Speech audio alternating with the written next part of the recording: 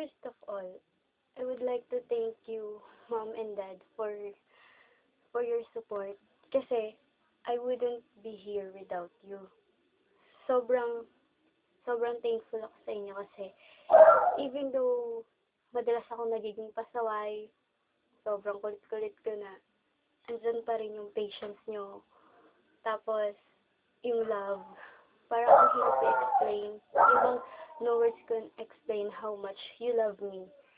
And sobrang hirap palitan or yung bang bigyan ng kapalit yung love na binibigay niya sa akin. Even though na sobrang pasaway na ako, minsan hindi ko na nasusunod yung gusto niyo, talagang pinagbibigyan niyo pa rin ako. Sobrang thankful po ako sa inyo. In fact, idol ko kayong dalawa kasi even though medyo may mahirap na nangyayari sa atin, andyan pa rin kayo, hindi kayo sumusuko. So, I'm very proud of you, Mommy and Daddy.